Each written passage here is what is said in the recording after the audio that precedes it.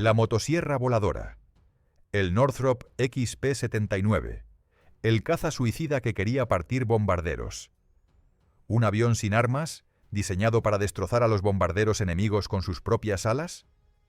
Parecía un delirio sacado de la mente de un visionario, pero en los últimos y más desesperados años de la Segunda Guerra Mundial, Estados Unidos estuvo a punto de llevarlo al cielo.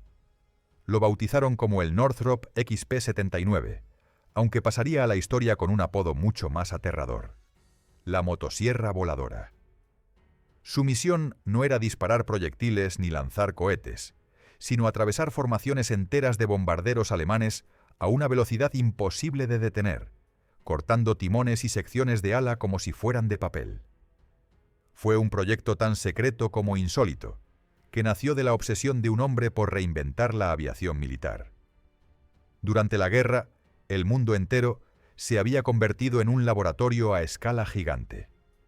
Desde Londres hasta Berlín, de Tokio a Washington, la superioridad aérea se decidió no solo con pilotos experimentados, sino con ideas audaces y arriesgadas. Casi 1 millón de aviones se fabricaron en aquellos años, y cada nación competía en una carrera frenética para crear el diseño más rápido, resistente o devastador. Los alemanes habían tomado la delantera al presentar el Messerschmitt Me-163 Comet, un cazacohete que sorprendía por sus despegues fulgurantes y su capacidad de trepar a altitudes extremas en pocos minutos. Aunque en la práctica resultaba tan peligroso para sus propios pilotos como para el enemigo, el simple hecho de verlo surcar los cielos generaba una mezcla de pavor y admiración. En Estados Unidos, las noticias sobre estas nuevas máquinas provocaban inquietud. El público, fascinado por las fotografías y rumores de armas secretas alemanas, se preguntaba cuándo llegaría el turno de su propia fuerza aérea para presentar algo igualmente revolucionario. La respuesta se estaba gestando en California, en las instalaciones de una empresa joven, pero con un nombre que ya empezaba a convertirse en leyenda: Northrop. El hombre detrás de aquel apellido, Jack Northrop, no era un ingeniero cualquiera. Desde que a los 21 años entró como dibujante en la compañía Lockheed, había demostrado un talento fuera de lo común para imaginar formas de vuelo diferentes. Colaboró en el famoso Lockheed Vega, aquel monoplano que se ganó un lugar en la historia al ser usado por Amelia Earhart y otros pioneros de la aviación. Pero lo que realmente lo obsesionaba era una idea radical: eliminar el fuselaje y la cola, concentrar toda la aeronave en un ala única y enorme. Lo llamó el concepto de ala volante, y durante décadas lo defendió contra la incredulidad de colegas y militares. En los años 30 fundó su propia empresa, que acabaría transformándose en Northrop Aircraft Incorporated justo al inicio de la guerra.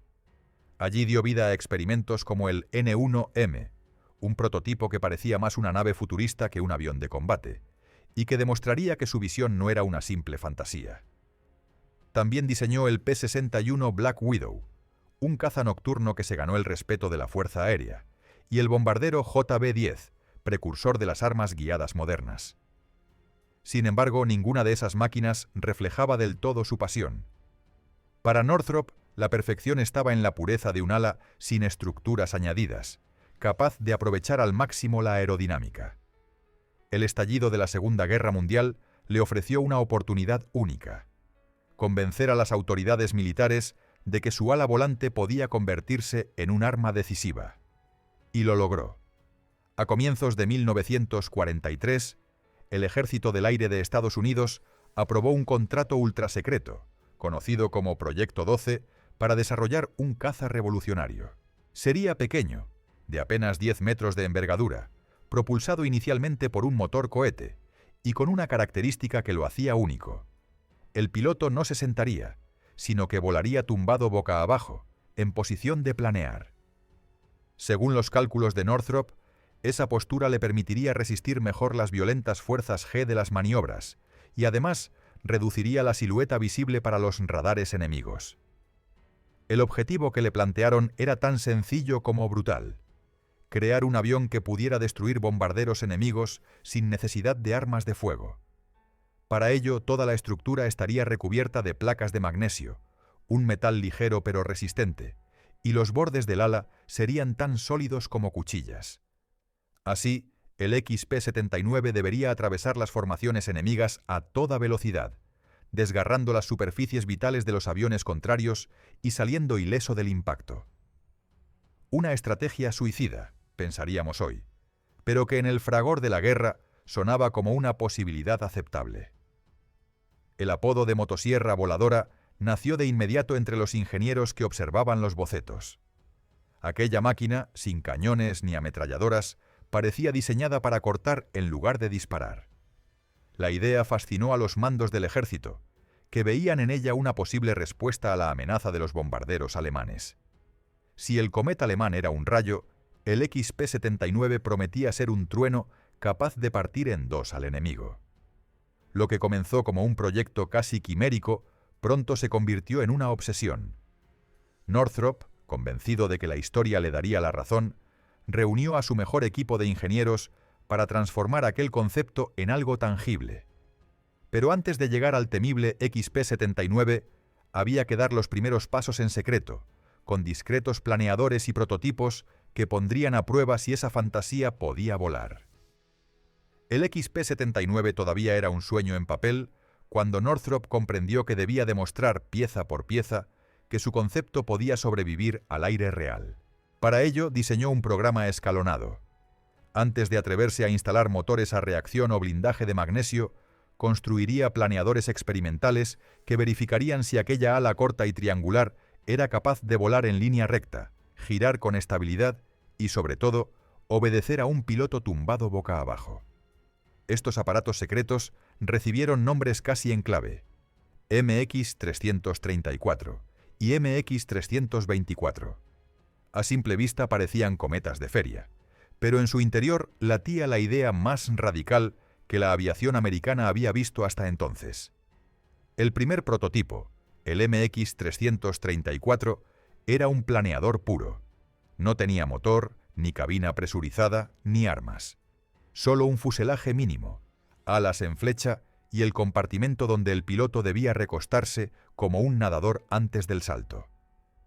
Las pruebas comenzaron en el desierto de California, bajo un secretismo total. Ni siquiera muchos de los ingenieros de Northrop conocían todos los detalles del programa. Los vuelos se realizaban al amanecer, cuando el aire era más estable y los curiosos aún dormían. Un bombardero remolcaba al planeador hasta cierta altitud y luego lo soltaba, dejando al piloto a solas con el cielo y con un experimento que nadie podía asegurar que funcionara. Las primeras impresiones fueron una mezcla de vértigo y asombro. La posición horizontal hacía que el piloto sintiera cada movimiento del avión de manera distinta. El peso se distribuía por todo el cuerpo y las fuerzas G no comprimían el pecho, sino que empujaban desde la espalda. Los mandos, colocados de forma especial para las manos y los pies, exigían un esfuerzo enorme de coordinación. Aún así, el MX-334 demostró algo vital. El ala podía sostenerse en vuelo. No era dócil ni fácil de controlar, pero no se desplomaba como temían algunos. Eso fue suficiente para que Northrop convenciera a los militares de dar el siguiente paso. Ese paso llegó con el MX-324, la primera versión motorizada. Aquí el desafío era mucho mayor: instalar un motor cohete aerojet que usaba una combinación de combustibles tan volátil que los mecánicos debían trabajar con trajes protectores. Monoetilanilina y ácido nítrico eran sustancias corrosivas y tóxicas, capaces de quemar piel y metal con la misma facilidad. Además, la autonomía prometida era ridícula: menos de 4 minutos de vuelo antes de que el depósito quedara seco. Pero Northrop no buscaba resistencia, sino velocidad instantánea, un rugido breve que confirmara la viabilidad de su criatura. El 2 de octubre de 1943, en un campo de pruebas polvoriento, el MX-324 encendió su motor por primera vez. El sonido fue brutal: un alarido metálico que resonó como un trueno atrapado en una caja. El pequeño ala se elevó con una furia inesperada, dejando tras de sí una estela blanca y acre. En apenas segundos, alcanzó velocidades que ningún otro aparato estadounidense de prueba había logrado. Los cronómetros oficiales marcaron la historia. Era el primer avión con motor cohete en despegar en Estados Unidos. Los técnicos celebraban, pero los pilotos no podían ocultar el miedo. El empuje del cohete era tan descontrolado que cada maniobra parecía un salto al vacío. Sin embargo, quienes se atrevieron a volarlo describieron una experiencia única. Era como cabalgar una bala. Se despegaba, se trepaba hacia el cielo en cuestión de instantes, y antes de que la mente procesara lo que ocurría, ya tocaba preparar el aterrizaje porque el combustible estaba agotado. Cada misión duraba lo que un suspiro, pero cada segundo estaba cargado de adrenalina pura. Las limitaciones eran obvias. El tren de aterrizaje sufría al contacto con el suelo, los depósitos se vaciaban demasiado rápido, y la corrosión del ácido destruía piezas que apenas tenían semanas de uso. Peor aún, el motor Aerojet resultó ser una pesadilla de mantenimiento. Encendidos fallidos, explosiones menores y fugas tóxicas ponían en peligro a mecánicos y pilotos por igual. Northrop lo comprendió pronto. Aunque el MX-324 había hecho historia, nunca podría evolucionar hasta convertirse en un caza operativo. Necesitaba una solución más estable, más moderna, y eso solo podía ofrecerlo el nuevo milagro de la ingeniería: los motores a reacción Westinghouse. Pero el valor de aquellos planeadores y cohetes no residía en su eficacia bélica, sino en lo que demostraron: que el concepto del ala volante, con un piloto tumbado en su interior, no era un disparate.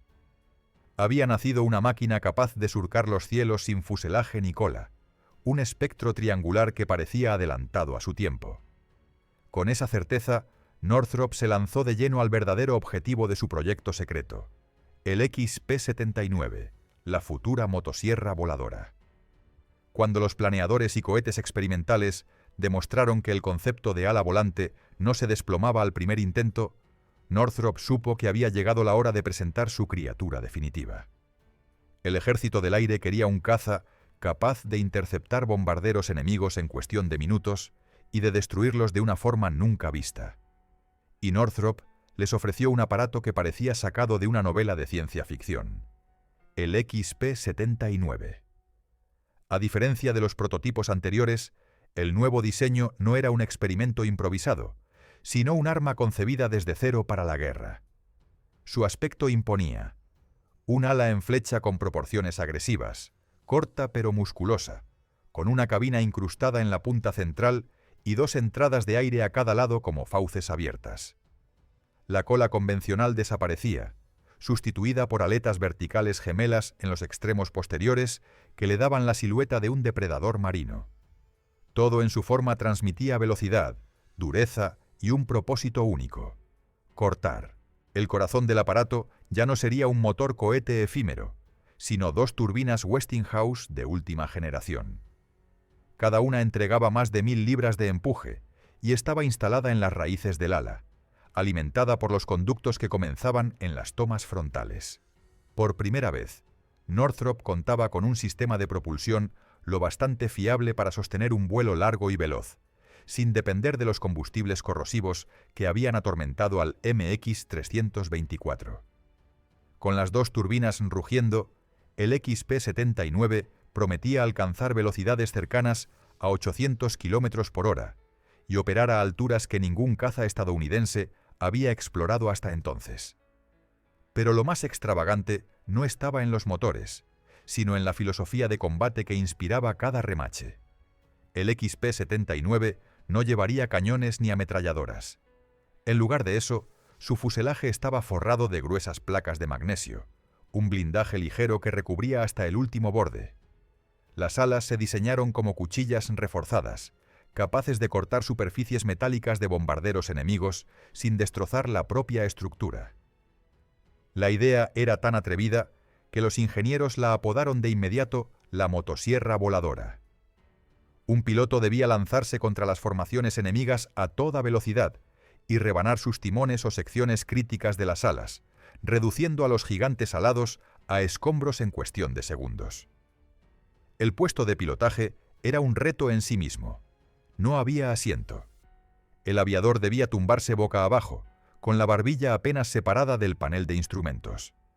La posición, similar a la de un paracaidista en caída libre, prometía dos ventajas: mayor resistencia física contra las fuerzas G y un perfil frontal diminuto que convertía la cabina en un blanco casi invisible para los artilleros enemigos. Los controles, adaptados a esa postura, exigían una coordinación extrema. Cada vuelo en el XP-79 sería una prueba de reflejos, valor y sangre fría. El tren de aterrizaje también rompía moldes. En lugar del clásico trípode, Northrop optó por 4 patas retráctiles, 2 delanteras y 2 traseras, que mantenían el aparato nivelado como un animal listo para saltar. Era una configuración extraña, pero pensada para soportar las violentas aceleraciones de los despegues con cohetes auxiliares, conocidos como jato, que permitirían al caza trepar en segundos hasta la altura de las formaciones enemigas. La escena prometida era espectacular. El XP-79 rugiendo con sus turbinas, impulsado además por cohetes externos, lanzándose como un proyectil hacia el cielo y desapareciendo del alcance de la artillería antiaérea, antes de que nadie pudiera reaccionar. Dentro de la cabina, el piloto disponía de un parabrisas blindado diseñado para resistir impactos de proyectiles de gran calibre. No debía temer al fuego enemigo. Su velocidad lo convertía en un fantasma casi intocable.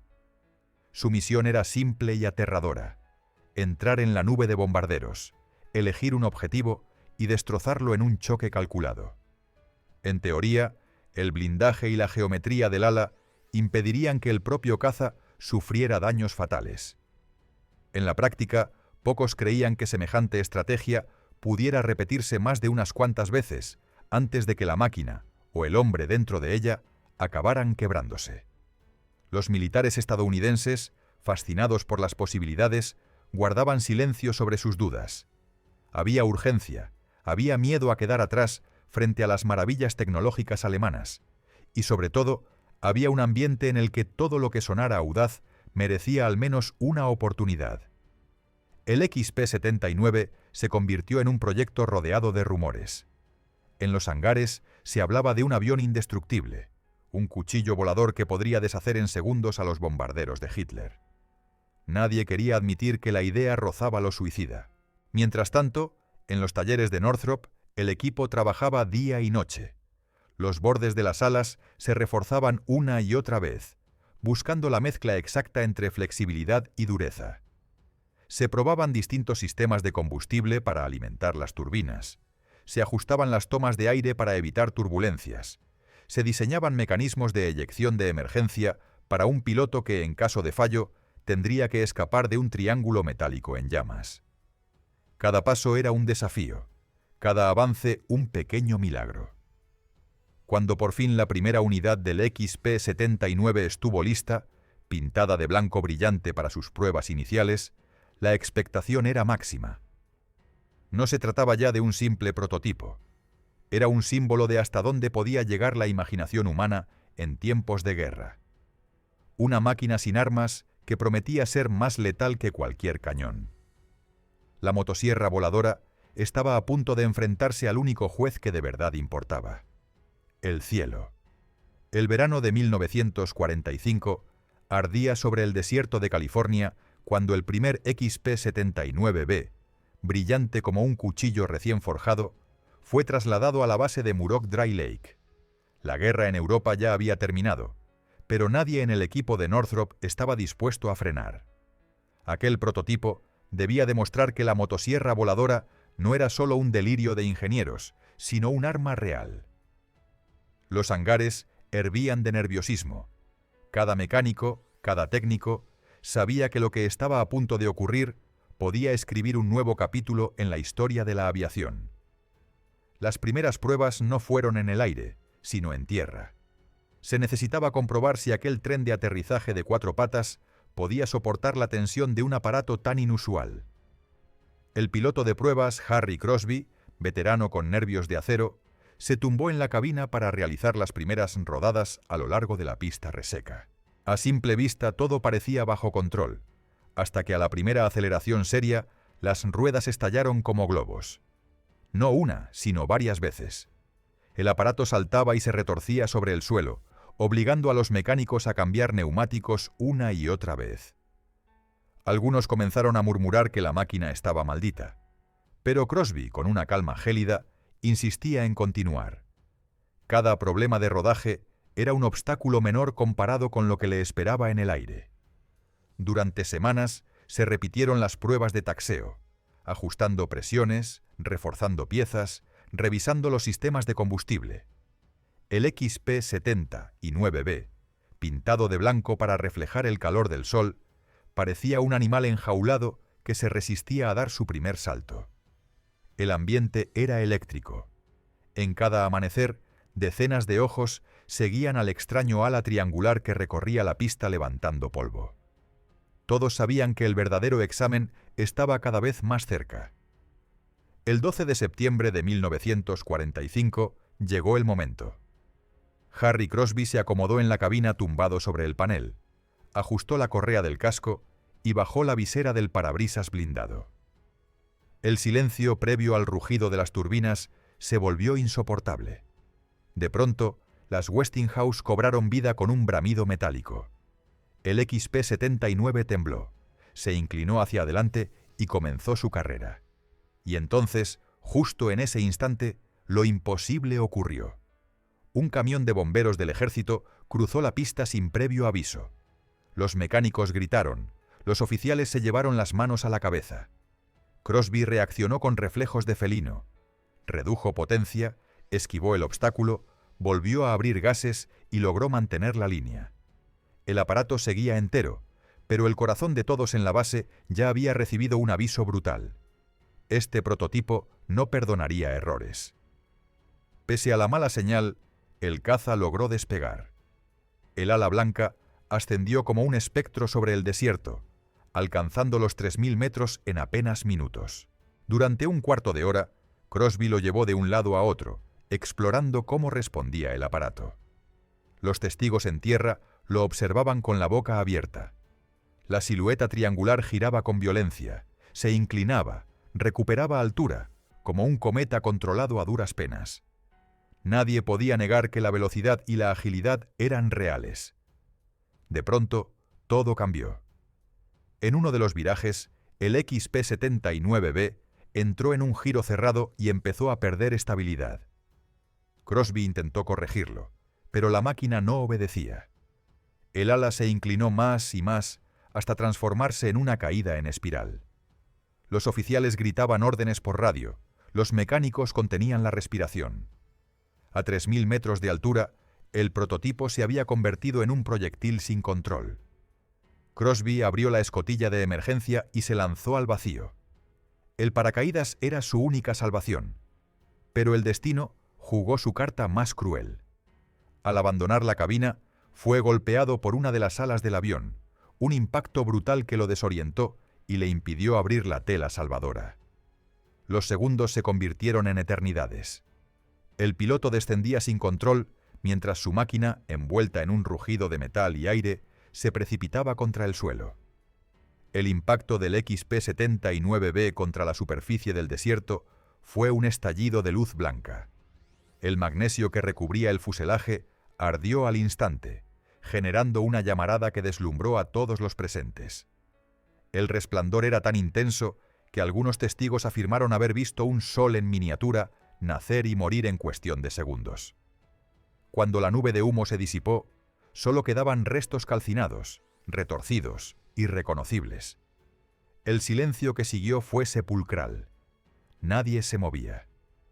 Había muerto Harry Crosby, uno de los mejores pilotos de pruebas del ejército, y con él la ilusión inmediata de que el XP-79 pudiera convertirse en un arma operativa. Los ingenieros de Northrop, con lágrimas en los ojos, tomaban notas apresuradas.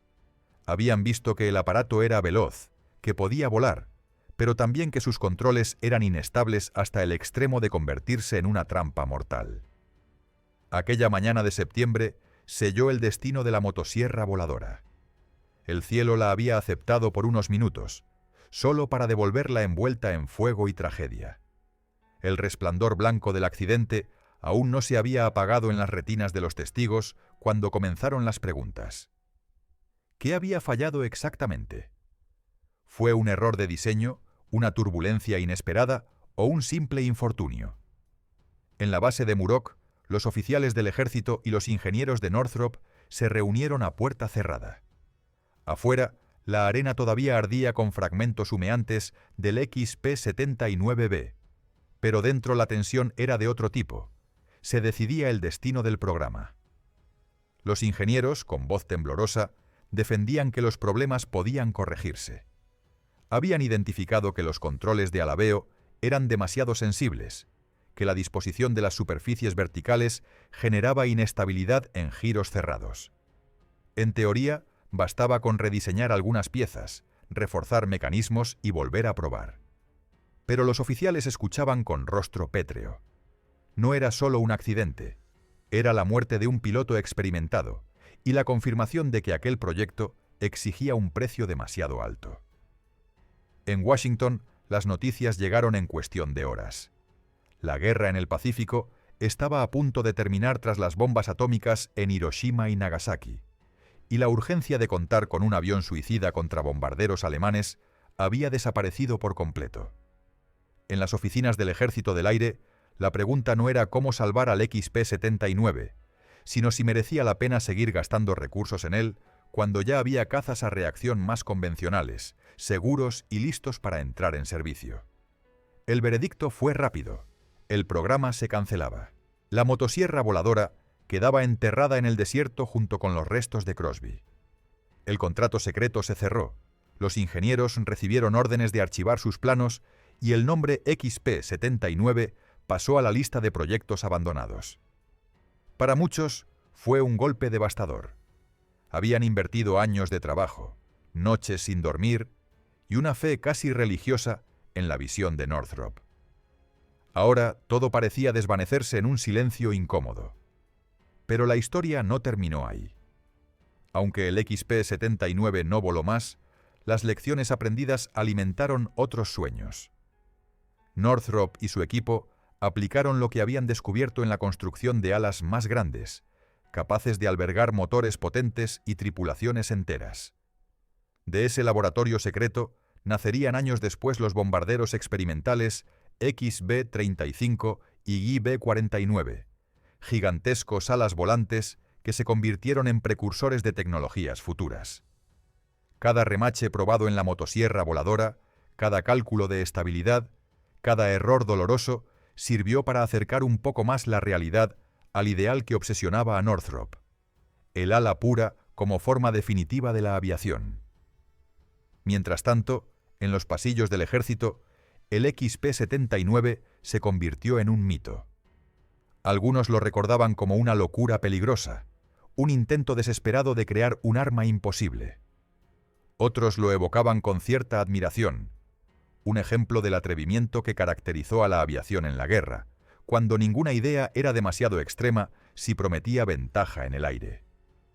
Incluso se contaba en voz baja entre pilotos jóvenes que lo imaginaban surcando el cielo como un espectro triangular, cortando alas enemigas a una velocidad inalcanzable. Jack Northrop, por su parte, no se rindió. Aunque su motosierra voladora había terminado en tragedia, él la veía como un escalón necesario. Sabía que no todos sus diseños serían comprendidos a la primera, y que algunas visiones estaban destinadas a adelantarse a su tiempo. Con el paso de los años, su empeño por las alas volantes se mantuvo intacto, y cuando finalmente pudo presentar bombarderos estratégicos con esa configuración, recordó en privado a Crosby y al XP-79. La sangre, el fuego y la pérdida habían cimentado su camino hacia el futuro. En los archivos oficiales, el XP-79 quedó reducido a unas pocas páginas técnicas y a un informe de accidente. Pero en la memoria de quienes lo vieron volar aquella única vez, quedó como algo más, una máquina indomable que brilló en el cielo durante un cuarto de hora y luego desapareció en una llamarada cegadora. Un proyecto que encarnó tanto la audacia como el riesgo extremo de una época en la que la innovación no conocía límites. Y así, sin ceremonias ni despedidas, la motosierra voladora desapareció de los hangares, dejando tras de sí un eco de metal y fuego.